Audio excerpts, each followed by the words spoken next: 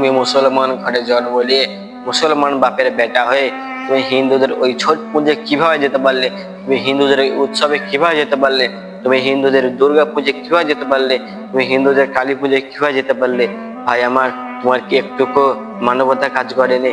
ভাই আমার, তোমার কি একটুকু দিমাগ খেলেনি? ওই হিন্দু ভাই আমাদের ঈদের সময় আসে না আমাদের ঈদের নামাজ দেখতে, ওই হিন্দু ভাই আমাদের কুরবানির সময় আসে না আমাদের গরু কুরবানি দেখতে।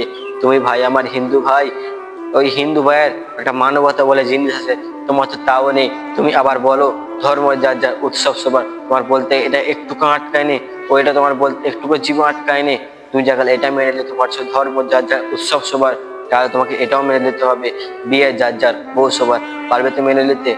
এটা যদি না মেনে নিতে পারো তাহলে ওইটা কিভাবে মেনে নিচ্ছ ধর্ম যার যার উৎসব সবার? আফসোস ভাই আমার, একটু হলে চিন্তা ফিকির করো ভাই আমার। এরকম করে আর কতদিন চলবে? এরকম করে পার পেয়ে যাবে তুমি দুনিয়াতে। কাল কিয়ামতের মাঠে না জানি আল্লাহ তাআলা আমাদের কিভাবে রাখবে, কাল কিয়ামতের মাঠে হাসরের ময়দানে আমাদের কি হবে? একটু ভাই আমার চিন্তা ফিকির করো। তুমি হিন্দুদের পূজায় কেন যাচ্ছ ভাই আমার? একটু কি আফসোস হয় না তোমার? ওই হিন্দু ভাই আমাদের উৎসবে আসেনি, আমি কিভাবে তাদের উৎসবে যেতে পারি? একটু ভাই আমার চিন্তা ফিকির আনো।